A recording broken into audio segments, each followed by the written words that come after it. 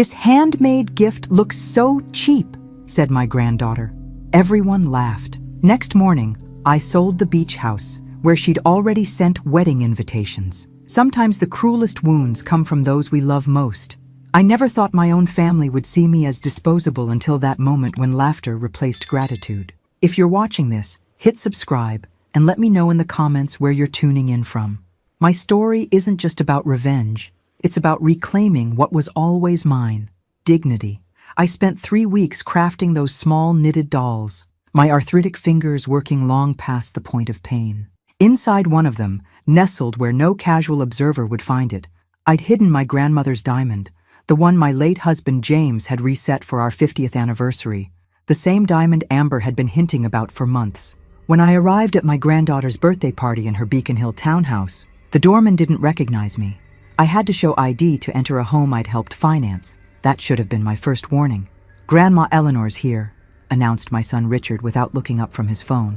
His voice carried the same tone he used when noting the weather might turn stormy, mild inconvenience wrapped in obligation. The room smelled of expensive perfume and pretension, designer clothes, strategic networking, champagne flutes that never emptied. I clutched my small gift, wrapped in paper I'd carefully selected from the stationery store where Amber had worked during college. Back then, she'd proudly shown me her employee discount. "Time for presents." Vanessa, my daughter-in-law, clinked her glass. "Amber, darling, start with the small ones." My granddaughter's eyes locked on the tiny package in my hands. I stepped forward, offering it with a smile I'd practiced in the mirror that morning. "Happy birthday, sweetheart." She took it with manicured fingertips, her diamond tennis bracelet catching the light. A gift from Logan, her fiancé, who watched from across the room with the detached interest of someone evaluating a potential investment. The room hushed as she peeled back the paper. Inside the box were 2 knitted figures, painstakingly created to resemble Amber and Logan on their upcoming wedding day. Amber lifted them with 2 fingers, holding them away from her cream-colored dress as though they might stain it. "This handmade gift looks so cheap," she declared, her voice carrying across the silent room. Then she laughed, a practiced, tinkling sound. "Grandma, you know we have a registry at Neiman Marcus, right?" Logan snickered. "Perfect for the donation pile." The room erupted in laughter, Richard's too loud bark, Vanessa's tittering, Logan's friends' snorts. My cheeks burned as though I'd been slapped. I began, wanting to explain about the diamond hidden inside, the hours of work, the meaning behind it. "Mother, perhaps we should talk about getting you some help with your finances," Richard interrupted, placing his hand on my shoulder. "These little crafts show you might have too much time on your hands." I looked around the room, seeking a single sympathetic face. My grandson Thomas, standing in the corner with his camera, met my eyes with quiet apology. That small kindness nearly broke me. I left early, the sound of laughter following me out. At home, illuminated by the harsh blue light of my computer screen, I found an email from Amber with wedding vendor contracts for my signature and payment. The venue? My beloved Cape Cod beach house, the one James and I had purchased 40 years ago, the one where I'd scattered his ashes. "We've already sent the invitations," her message declared. "The designer starts renovations next month. Your old furniture will need to go."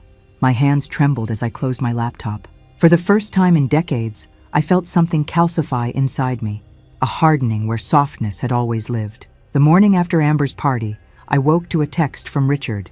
"Mom, found a wonderful retirement community in Brookline. Made an appointment for us next week, just to look." I deleted it without responding. Through my bedroom window, I could see the Boston skyline, buildings glinting in the May sunshine. How many decisions had been made in those towers that altered people's lives without their consent? Was I now just another elderly statistic to be managed? My beach house keys sat on my nightstand. I grabbed them and my purse, suddenly desperate to see the property before the renovations began. The drive to Cape Cod took longer than usual.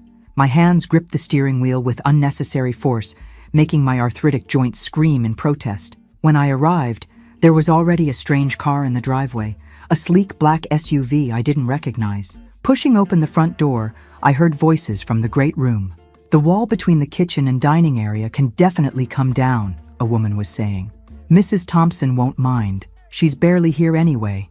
I stepped into the doorway, Amber, Vanessa, and a stylish woman with an electronic tablet were standing in my kitchen. My kitchen, where I'd taught Amber to make James's favorite clam chowder when she was 9. "Actually, I do mind," I said quietly.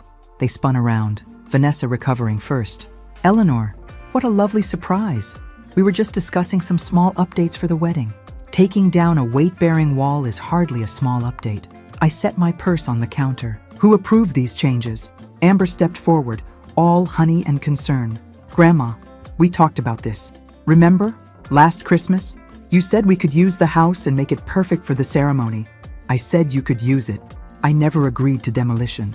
"It's not demolition, it's modernization," the designer interjected, as if I were a child who couldn't grasp basic concepts. "The property has wonderful bones, but the aesthetic is rather dated."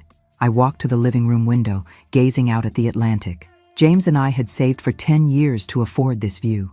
The designer followed, flipping through images on her tablet. "We're thinking white everywhere. Walls, furniture, fixtures, clean, minimal, Instagram ready." On the mantle, I noticed the photo of James and me on our 40th anniversary was missing. In its place sat a mood board labeled Hamptons Chic. "Where's my photograph?" I asked. Vanessa glanced around vaguely. "Oh, we've carefully packed some of the more personal items for safekeeping during renovations." That night, after they left, I searched the house. In the garage, I found 3 boxes labeled Eleanor's Things. Inside was the photograph, along with James's books, our anniversary album, and the small knitted dolls from Amber's party, tossed in without care. The diamond still hidden inside. My phone rang. It was Richard. "Mom, about that retirement community tour." "I can't talk now, Richard. It's important we start planning for your future. The fees have quite a waiting list. Vanessa and I were thinking, since the beach house will mostly be used for family events anyway, it might make sense to transfer it to a family trust, just for tax purposes, of course." His voice was smooth, rehearsed. I recognized the tone. He used it in court when leading a witness toward a predetermined conclusion. "I need to go," I said. As I hung up, I noticed a brochure on my kitchen table that hadn't been there that morning. "Seaside Retirement Living, where independence meets assistance." Someone had circled a floor plan in red marker with a note in Vanessa's handwriting. Perfect for Mom. They were already dividing my life into pieces, I realized, and I had been letting them. "Your blood pressure is concerning." "Eleanor," Dr. Matthews said, studying my chart through wire-rimmed glasses, "it's significantly elevated since your last visit. Any unusual stress lately?" I almost laughed. Where would I begin? With my granddaughter publicly humiliating me? My son plotting to control my assets? The strangers redecorating my home without permission? "Some family tension," I said instead. Dr. Matthews removed his stethoscope. "At your age, with your history, stress isn't just uncomfortable. It's dangerous. I've seen patients your age hospitalized after family conflicts triggered cardiac events." His words hung between us. I'd survived James's death, breast cancer in my 60s, and a lifetime of challenges. Would I let my family's betrayal be what finally took me down? "I'm adjusting my approach to certain relationships," I said carefully. Later that day, I met Judith, my oldest friend, for lunch at our favorite cafe in Back Bay. Unlike me, Judith had never remarried after losing her husband. "Men are like desserts," she'd once told me. "Wonderful treats, but not necessary for survival." She listened without interruption as I detailed the past month's events, her fork suspended midway to her mouth when I described the knitted dolls incident. "And the diamond?" she finally asked. "Still inside the doll as far as I know. They didn't even examine the gift closely enough to find it." Judith set down her utensils. "Eleanor, this isn't just disrespect. They're systematically maneuvering to control your assets. Richard mentioned a family trust. Of course he did. Once your properties are in a trust he controls, you'll be receiving an allowance from your own money." She leaned forward. "Has he asked for power of attorney yet?"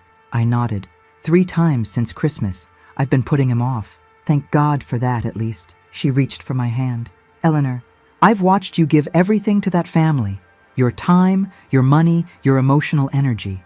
What exactly are you getting in return?" The question struck me like a physical blow.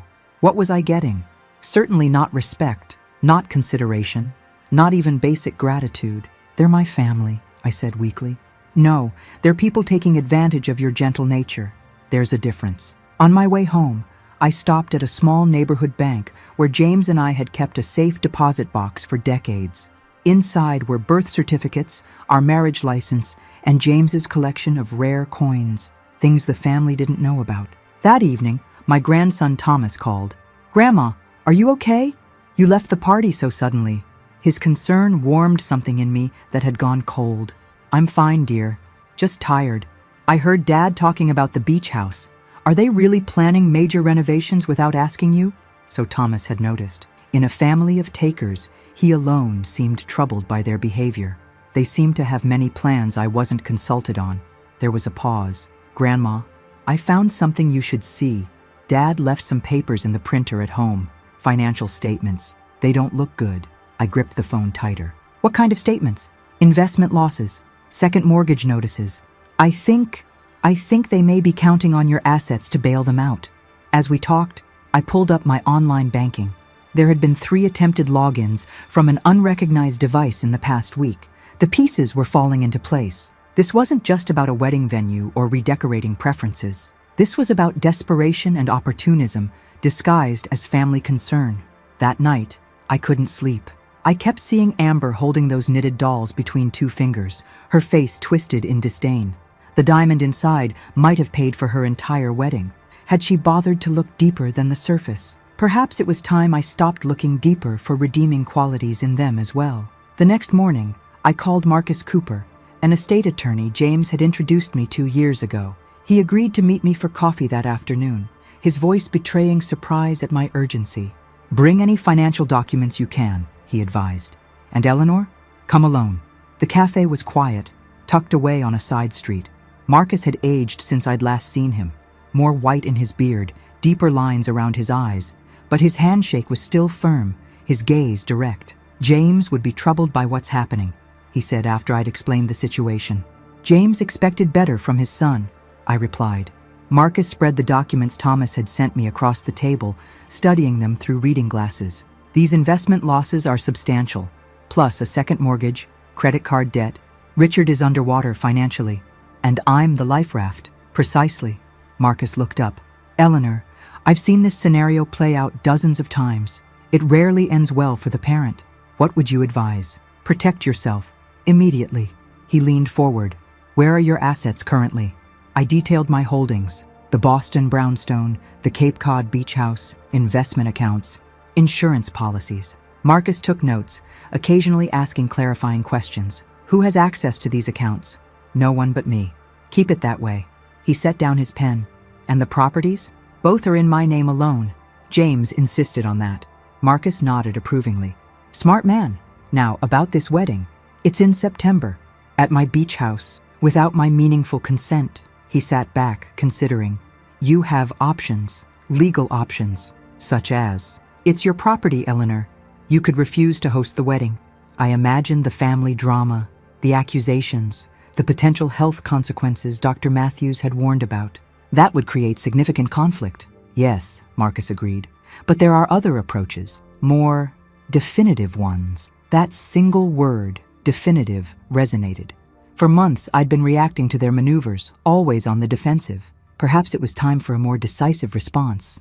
"I'm listening," I said. Later that afternoon, I visited my bank and spoke with the manager about the attempted account access. She recommended additional security measures, which I implemented immediately. At home, I found a message from Amber about final approval for the wedding flowers, an $18,000 expense she expected me to cover. Next to it was a brochure for another retirement community, this one even further from Boston, with Vanessa's neat handwriting. "More affordable option?" My phone rang. It was Thomas. "Grandma, I think you should know.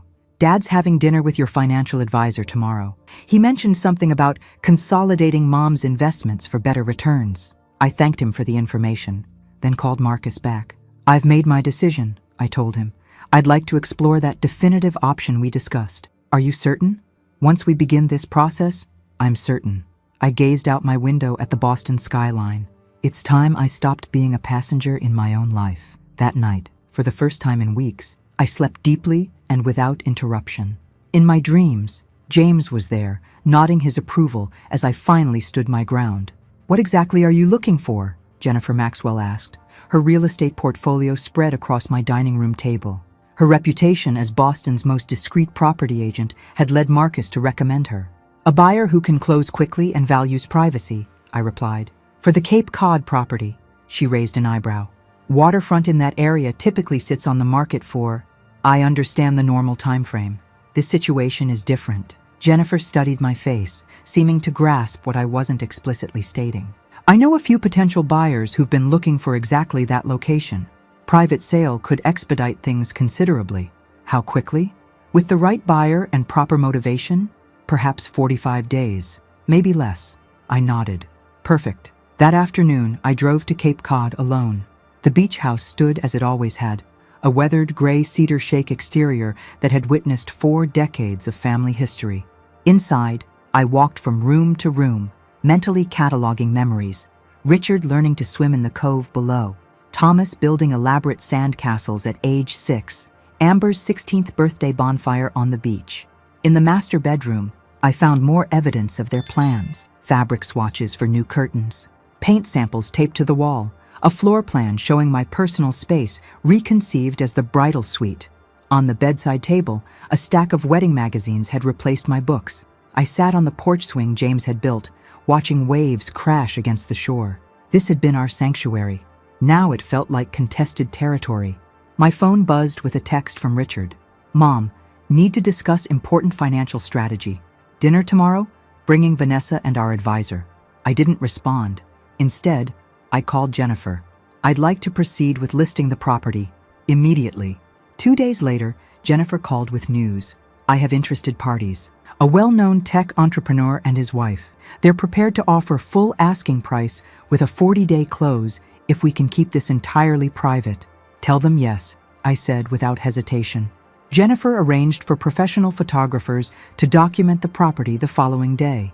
I spent that evening removing personal items I couldn't bear to part with. Photo albums, James's collection of maritime books, the small wooden box containing some of his ashes. As I was leaving, Amber's wedding planner arrived, clearly startled to find me there. Mrs. Thompson, we weren't expecting you. She clutched her tablet nervously. I'm just measuring for the tent placement. No need, I said calmly. The wedding plans have changed. Changed, but Amber hasn't mentioned. She doesn't know yet. I drove home with a strange lightness in my chest. For the first time in months, I was taking action rather than simply responding to others' decisions about my life. The sensation was both foreign and familiar, like rediscovering a part of myself that had been dormant. That night, over dinner with Thomas at my Boston home, I shared my decision.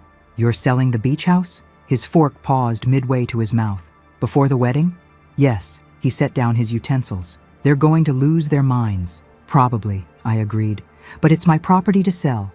Thomas was quiet for a moment. You know what's strange, Grandma? I think I respect you more right now than I ever have, and I've always respected you. His words brought unexpected tears to my eyes. Thank you, Thomas. What about afterward? They'll be angry, especially Dad. I met his gaze steadily. I'm not responsible for managing their emotions. I've finally realized that. As Thomas helped clear the dishes, he asked the question I'd been anticipating. Is this because of what Amber said? About the gift? I considered my answer carefully. It's because of what that moment revealed, about how they see me, about what they value. I rinsed a plate, watching water spiral down the drain. Some realizations can't be unlearned, Thomas. Later, alone in my study, I received an email from Jennifer with the formal purchase offer. The closing date was set for exactly 1 week before Amber's wedding day. I signed the documents electronically, feeling the weight of decades lift from my shoulders with each click. Whatever storm was coming, I was ready to weather it. The first indication that my family had discovered my plans came at 11:23 p.m. when my phone erupted with notifications. 3 missed calls from Richard, 7 text messages from Amber, the last one in all capitals. Please tell me this isn't true!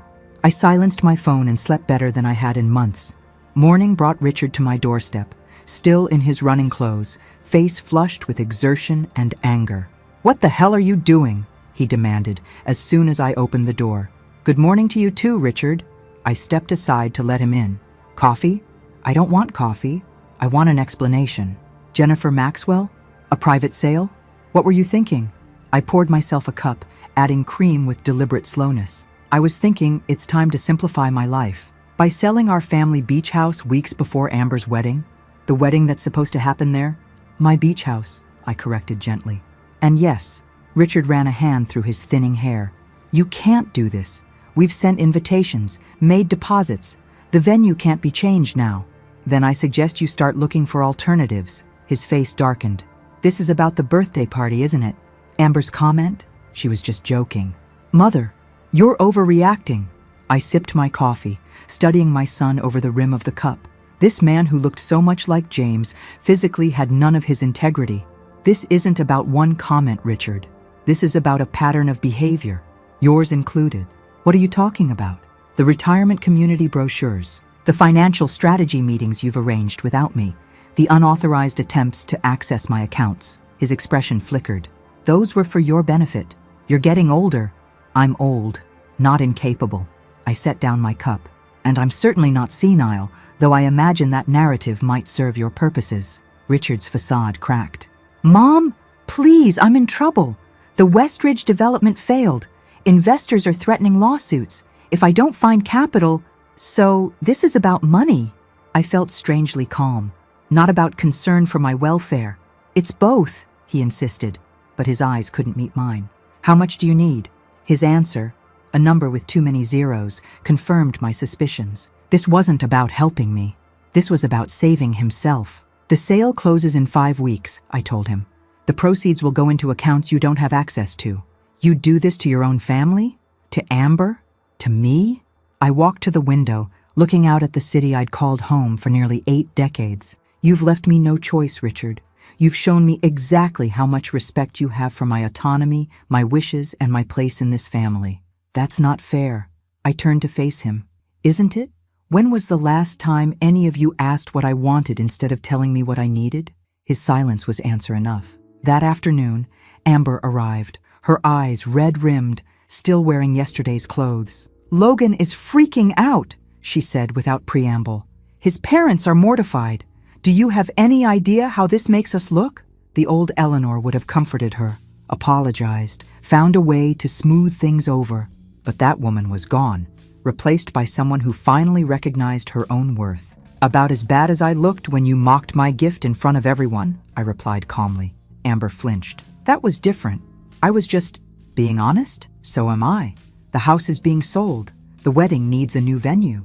But why? Why would you do this to me? I studied my granddaughter, beautiful, privileged, and utterly blind to anyone's reality but her own. I'm not doing anything to you, Amber. I'm doing something for myself. As she left, storming out with theatrical indignation, I felt no satisfaction, only a quiet certainty that I was finally standing in my own truth after decades of accommodation. That evening, I received an unexpected visitor. Logan, Amber's fiancé. Mrs. Thompson, he began awkwardly. I wanted to talk to you directly, without interference.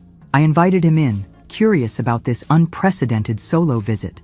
I came to apologize, he said, surprising me, for laughing at your gift. It was disrespectful. I studied him, searching for the manipulation behind the apology. Why now? He looked down at his expensive shoes. Because I'm starting to see things differently.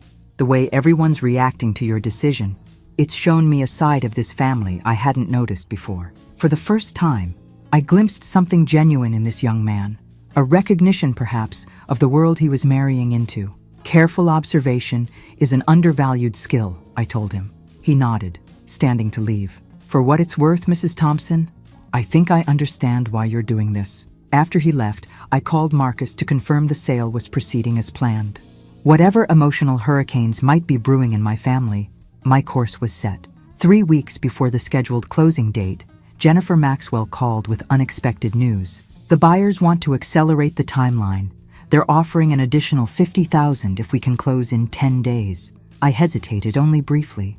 Tell them yes. This development would place the sale completion 3 weeks before Amber's wedding date, creating an even more urgent crisis. I understood the potential fallout, but proceeded anyway. That evening, I invited Thomas to dinner at my Boston home, knowing I needed one ally in the family chaos that would surely follow. The sale is happening sooner, I told him over roast chicken, his favorite since childhood. Next week, he set down his fork. That's decisive. It feels right. I studied my grandson's face. You're the only one I've told. Why me?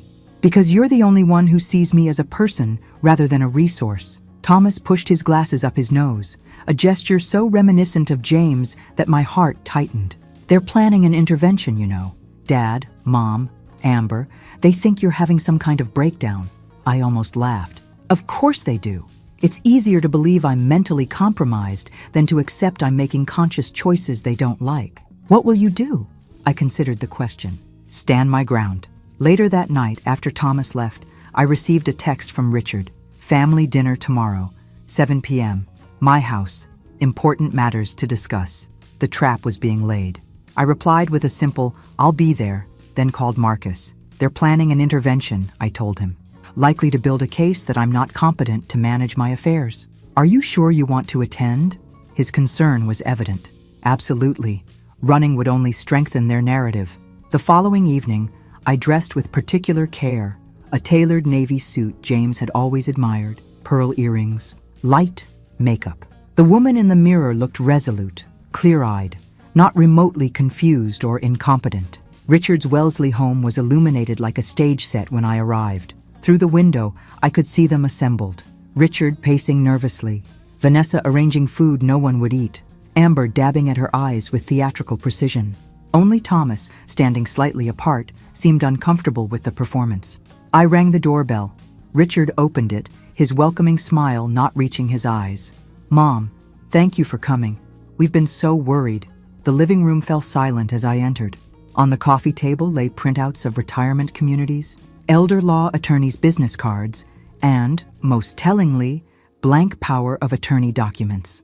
Eleanor, Vanessa stepped forward, her voice dripping with manufactured concern. We're here because we love you. Are you? I set my purse down calmly. How interesting. Richard cleared his throat. Mom, we're concerned about your recent decisions. They seem impulsive, potentially self-destructive. You mean selling my own property? Exactly, Amber interjected. 3 weeks before my wedding. It's cruel, and it makes no sense. I surveyed the room. These people who claim to love me while systematically dismissing my agency. I disagree. It makes perfect sense to remove myself from situations where I'm not respected. Richard exchanged glances with Vanessa. Mom, stress and age can affect judgment. We're just suggesting some protections. For whom, Richard? Me or your financial interests? The room went still. Thomas, from his corner position, couldn't suppress a small smile. I know about the failed development, I continued. The second mortgage, the credit card debt.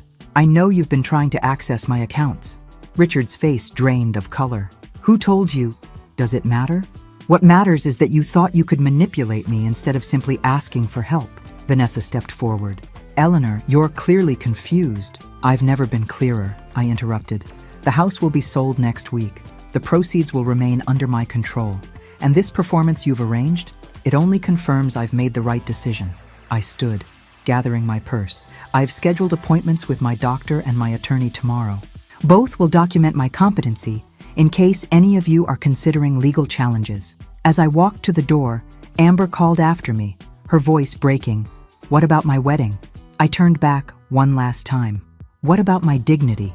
The silence that followed me out was more satisfying than any further argument could have been. The day of the closing arrived with perfect late summer weather. Clear skies, gentle breeze, the kind of day that had always made the beach house feel like heaven on earth. I signed the final papers in Marcus's office, his presence providing both legal security and moral support. Congratulations, he said as I completed the last signature. The wire transfer will be complete by end of day.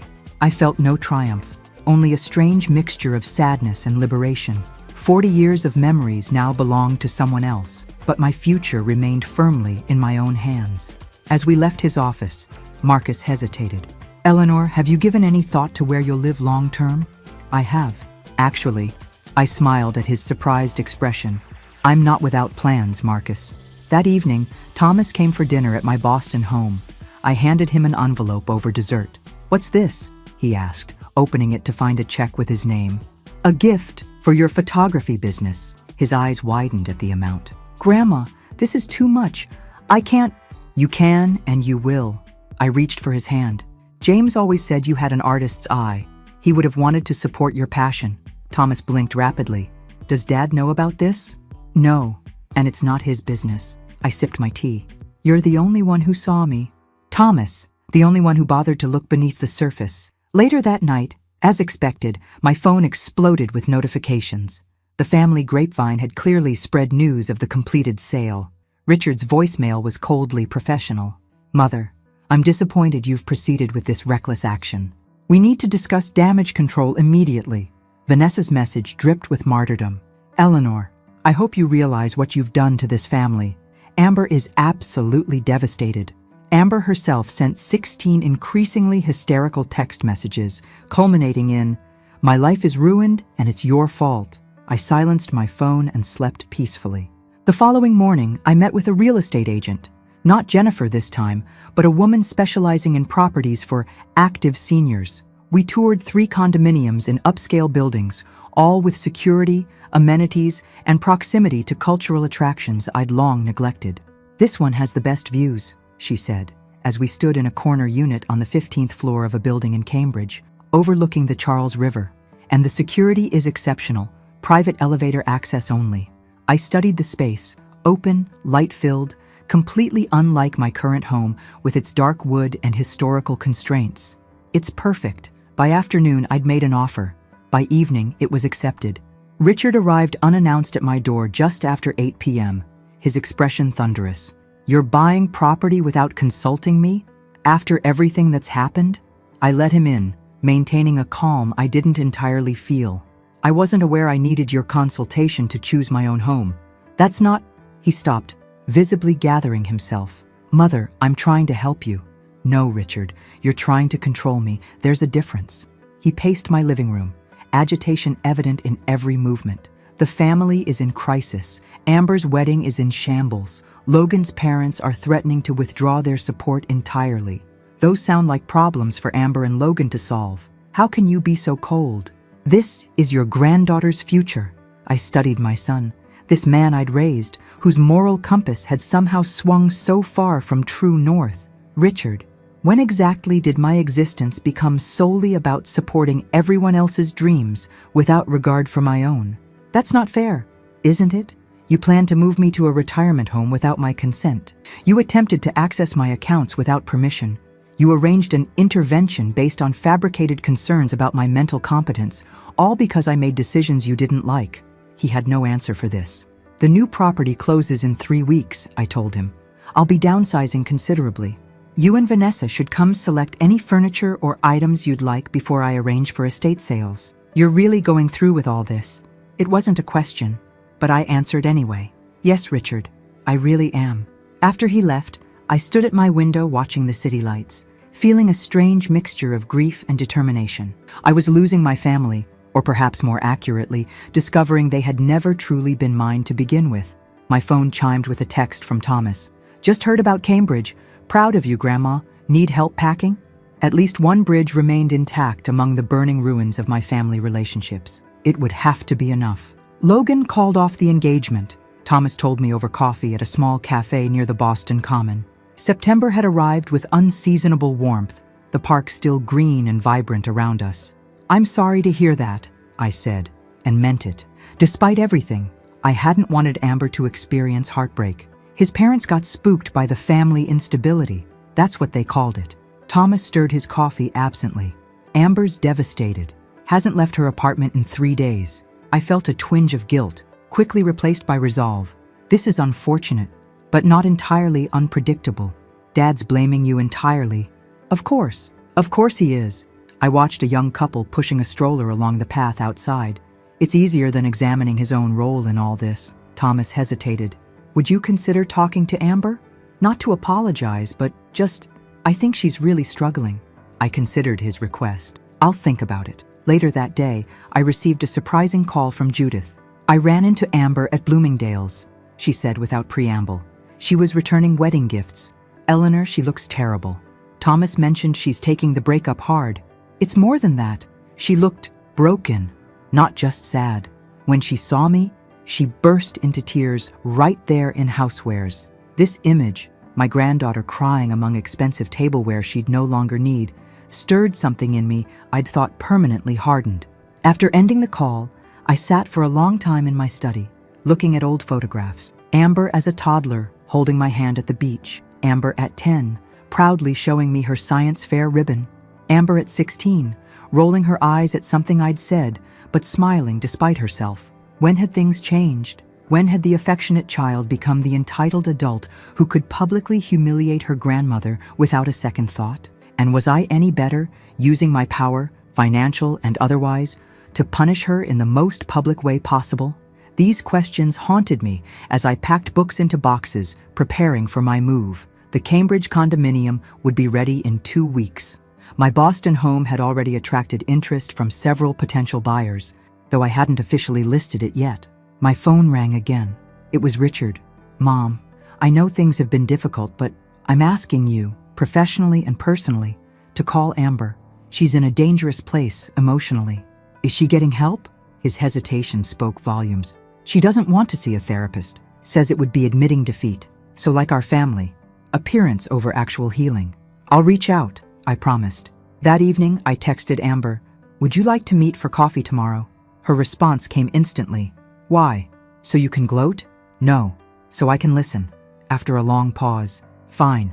Cafe Nero on Newbury, 2 p.m. I arrived early, selecting a quiet corner table. Amber appeared precisely at 2, dark sunglasses covering half her face despite the cloudy day.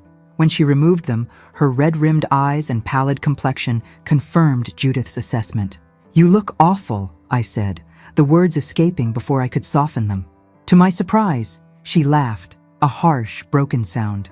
"Thanks, Grandma. Always the straight shooter.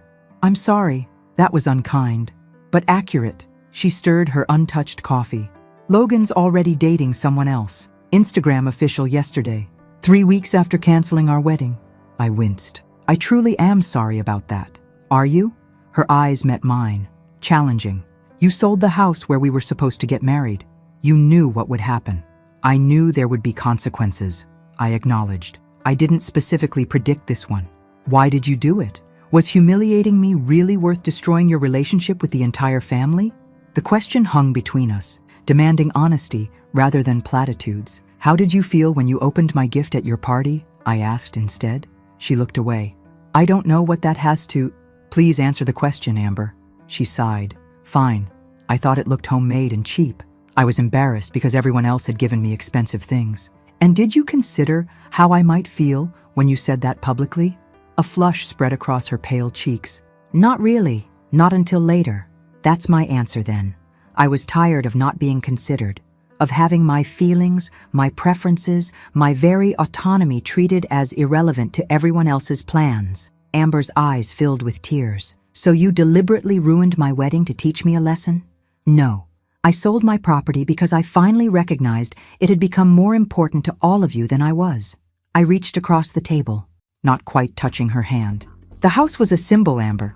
The real issue was that none of you saw me as a person anymore, just an asset to be managed, an obstacle to be navigated, or a resource to be exploited." She didn't respond, but for the first time, I sensed she was truly listening. "Did you know there was a diamond inside one of those knitted dolls?" I asked softly. "My grandmother's diamond from her engagement ring. I'd reset it for you." Her head snapped up. "What?"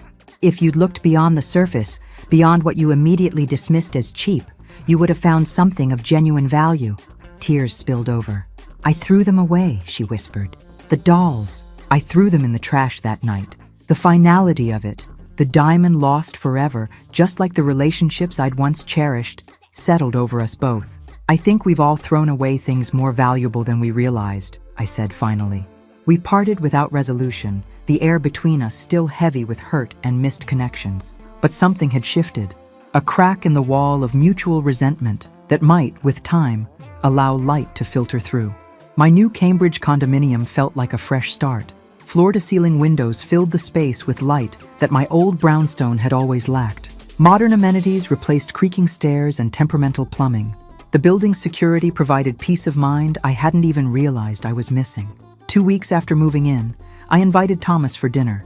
He arrived with a bottle of wine and a small wrapped package. "Housewarming gift," he explained, handing me both. "Nothing expensive or fancy, just something I thought you'd appreciate." Inside the wrapping was a framed photograph he'd taken, the beach house at sunset, waves crashing against the rocks below, windows glowing with warm light from within.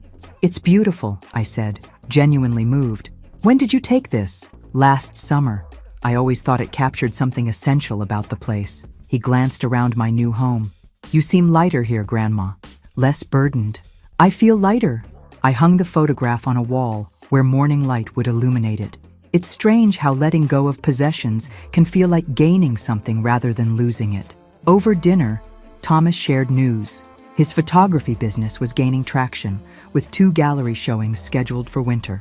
The investment I'd made was already bearing fruit. "Dad doesn't know yet," he admitted, "about the money or the career change. I'm waiting for the right moment." Sometimes the right moment never arrives, Thomas. Sometimes you have to create it.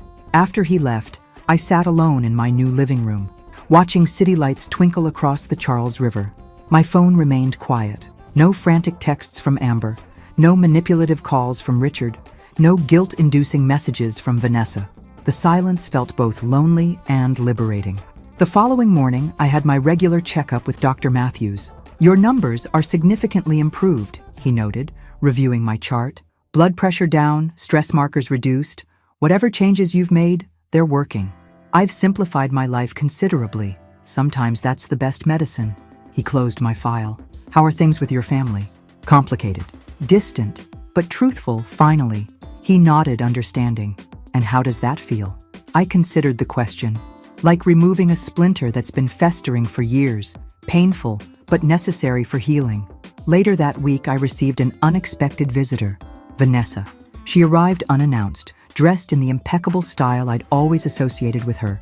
But something about her demeanor seemed different, less certain, more vulnerable. "Your new place is lovely," she said after an awkward greeting. "Very you, thank you. Would you like some tea?" We sat in uncomfortable silence until she finally spoke again. "Eleanor, I owe you an apology. Of all the things I'd expected, this wasn't one of them. Richard and I are separating," she continued before I could respond. "The financial issues, the stress of everything, it's been building for years. I'm sorry to hear that." "Are you?" Her smile was sad, but knowing. "We haven't exactly been kind to you." "Family relationships are complex," I offered neutrally. Vanessa looked down at her perfectly manicured hands. "When you sold the beach house, it forced a lot of things into the open. Richard's financial problems, our marriage issues, Amber's relationship with Logan, which was apparently shakier than any of us realized. Sometimes a single action can reveal truth on multiple levels." "Yes," she met my eyes directly. "I want you to know that the retirement community brochures, the suggestions about power of attorney, those were primarily my initiatives. Richard went along with it, but I was the one pushing." This admission surprised me. "Why are you telling me this now?" "Because I've been doing a lot of thinking about the future. About aging, about my own mother, who I treat exactly the way I treated you." She blinked rapidly. "It's not a flattering realization." As she left, Vanessa paused at the door. "For what it's worth, Eleanor, I think you did the right thing. It just took me a while to see it." That evening I called Judith and shared the unexpected visit. "People can surprise you," she said. "Sometimes even pleasantly. It feels like the beginning of something, rather than the end." "Maybe it is," Judith suggested. "Not a restoration of what was, that's gone forever, but perhaps the foundation of something new, something more honest." Later, alone with my thoughts, I found myself reflecting on the knitted dolls and the diamond lost with them. Perhaps the same was true of family relationships. Sometimes what appeared broken beyond repair could be rebuilt in a different form, possibly stronger for having been broken and mended. The diamond was gone. The beach house belonged to someone else. The family I'd once known had fractured irreparably. But in their place, something else was emerging. Relationships based on truth rather than obligation, respect rather than manipulation, authenticity rather than appearance. It wasn't what I'd expected. But then, the most meaningful transformations rarely follow predictable paths. On a crisp October morning, I received an email from Richard, the first direct communication since our confrontation weeks earlier. The subject line read simply, "Coffee?" We met at a neutral location, a small cafe equidistant between our homes. Richard arrived punctually, dressed more casually than I was accustomed to seeing him. Jeans and a sweater instead of his usual tailored suit. "You look well, Mom," he said after ordering for both of us. "The new place must agree with you." It does. I studied my son's face, noting new lines of strain around his eyes. Vanessa mentioned you're separating. He nodded. It's been coming for a long time. The financial issues just accelerated the inevitable. I'm sorry. Are you? For your pain? Yes. For the end of a relationship that wasn't working? No. Richard smiled faintly. Always direct. Dad would be proud of how you've handled all this. The mention of James caught me off guard. I'd like to think so. Our coffee arrived, creating a natural pause in the conversation. Richard added cream to his cup with methodical precision. I've had to declare personal bankruptcy, he said finally. The Westridge development failure was worse than I initially admitted. More investors, bigger losses. I suspected as much. Yes, you always were observant. He met my gaze directly. I should have just asked for help instead of everything else. Yes, you should have. Would you have helped if I'd been honest from the beginning? I considered the question carefully. I would have listened. I might have helped, with conditions. But we'll never know now, will we? The weight of missed opportunities hung between us. Richard broke the silence first. I've taken a position with a small nonprofit legal center, fraction of my former salary, but surprisingly fulfilling. That's a significant change, necessary change. He sipped his coffee. I'm staying with Thomas temporarily. He's been remarkably supportive. He's a good man, better than either of us deserve. Richard smiled at this truth. Apparently he's been building a photography business on the side for years. He's quite talented. He is. I left it at that, not mentioning my financial support. Look, Mom, Richard set down his cup. I'm not here to ask for money or forgiveness or anything, really. I just wanted to acknowledge that I handled everything badly, catastrophically badly. Thank you for saying that. I don't expect things to go back to how they were. Too much has happened. He hesitated. But I'd like to start something new, if you're willing.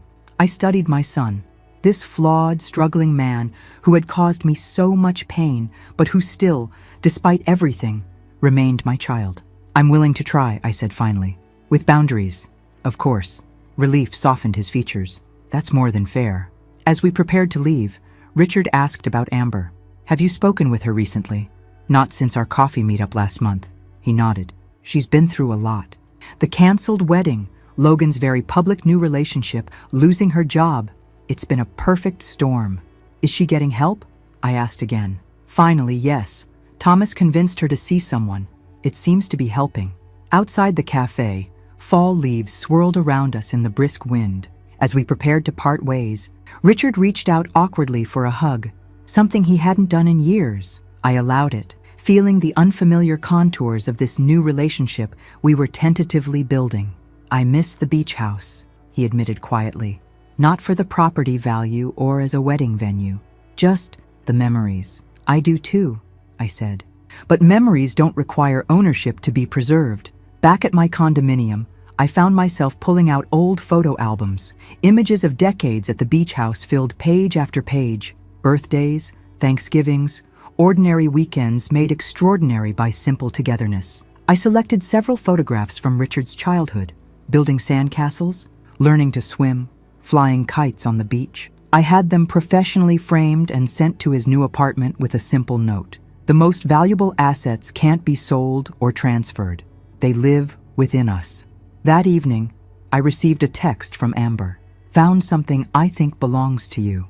Can I bring it over tomorrow? She arrived the following afternoon, carrying a small paper bag. Her appearance had improved since our last meeting. Some color back in her cheeks, her posture less defeated.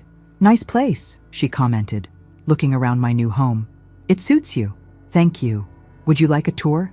After showing her around, we settled in the living room, autumn sunlight streaming through the windows. I found these, Amber said, reaching into the bag and carefully withdrawing the knitted dolls I'd made for her birthday.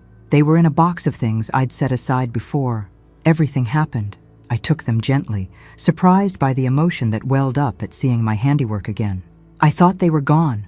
I almost threw them away that night, she admitted. But something stopped me. She paused. You said there was a diamond? Yes, inside the female doll, in the heart area. With careful fingers, Amber examined the doll, finding the small, nearly invisible opening I'd created. She gasped softly as she extracted the diamond, a 1-carat stone that had been in our family for generations. It's beautiful, she whispered, All this time, sometimes value isn't immediately apparent, I said quietly. Sometimes you have to look deeper. Amber closed her hand around the diamond, tears filling her eyes. I don't deserve this. It was a gift. Gifts aren't about deserving. She placed the diamond and dolls on the coffee table between us. I can't take it. Not after everything. But I needed you to know I found it. That I finally understood what you were trying to give me. As she prepared to leave, Amber hesitated by the door. I'm in therapy now. It's helping me see things differently. About myself. About you. About everything, really. I'm glad. I'm not ready to talk about it all yet, she continued. But maybe someday? I'll be here, I promised. After she left, I held the knitted dolls, faded now, slightly squashed from their time in storage, but intact. The diamond lay beside them, catching the light in prismatic bursts. Some gifts, once rejected, can never be offered again in the same way. But perhaps new gifts, different ones, could take their place. I carefully returned the diamond to its hiding place inside the doll. Some treasures needed to remain hidden until the right moment, or the right recipient, came along. 1 year to the day after Amber's fateful birthday party, I hosted a small gathering in my Cambridge condominium. The guest list was selective. Thomas and his new partner Emily, Richard, alone but seeming content with that status, Judith, Marcus, and, most surprisingly, Amber, who arrived last, bearing a bouquet of fall flowers. Happy housewarming, she said, kissing my cheek. Belated, I know. My home, fully settled now, reflected my new life. Gone were the heavy antiques and somber paintings from the brownstone. In their place, comfortable modern furniture, vibrant artwork, some of it Thomas's photography, and large windows that welcomed light rather than shutting it out. Over dinner, conversation flowed more easily than I could have imagined possible a year ago. Richard spoke about his nonprofit work with genuine passion. Thomas shared news of an upcoming gallery showing. Amber, quieter than her former self but more authentically present, mentioned her return to graduate school. Art history, she explained. What I was studying before I got distracted by everything else. After dessert, Thomas raised his glass. To Grandma Eleanor, who taught us all that it's never too late to stand up for yourself. And that true value isn't always visible on the surface, added Amber, meeting my eyes with a small smile. Later, as the gathering wound down, Amber pulled me aside to a quiet corner of the living room. I have something for you, she said, reaching into her purse and withdrawing a small box. Inside was a pendant, a simple silver setting holding a familiar diamond. I know you said I could keep it, she explained quickly, but I had it reset for you. I thought you should wear it now, rather than saving it for someone else's future. I lifted the pendant, watching as it caught the light. It's beautiful. I've been thinking a lot about that day, Amber continued, her voice softer, about why I reacted the way I did. My therapist helped me see that I've spent my whole life chasing approval through material things, appearances, status. I never learned to recognize real value. We teach what we know, I said gently. Your parents raised you to prioritize appearances. Yes, but I'm an adult now. I'm responsible for my own values. She touched the pendant. When you sold the beach house, I was devastated, but it forced me to confront a lot of things about myself, about what I actually want versus what I thought I was supposed to want. And what do you actually want? She smiled, a genuine expression I hadn't seen in years. To create something meaningful, to develop expertise in something that matters to me, to build relationships based on mutual respect rather than utility. Those are worthy goals. They're your goals, Amber said. I just never noticed before. As guests departed, Richard lingered, helping to clear dishes despite my protests. Let me do this one small thing, he insisted. Consider it symbolic restitution. In the kitchen, away from others, he spoke candidly. I met with the new owners of the beach house last month. This surprised me. Really? Why? Closure, maybe. Or masochism, he shrugged. They've changed everything.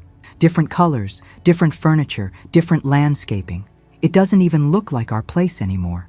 Did that bother you? Strangely, no. It helped me see that what I've been missing isn't the house itself, but what it represented. Family, stability, connection. He rinsed a plate, handing it to me to dry. Things I nearly destroyed chasing financial security. We all make mistakes, Richard. Some bigger than others. He smiled ruefully. But I'm learning. Slowly. After everyone had gone, I stood on my balcony overlooking the Charles River, the new diamond pendant cool against my skin. City lights reflected on the water's surface, creating rippling patterns of illumination against darkness. The beach house was gone. The family I'd once known had been irreparably altered.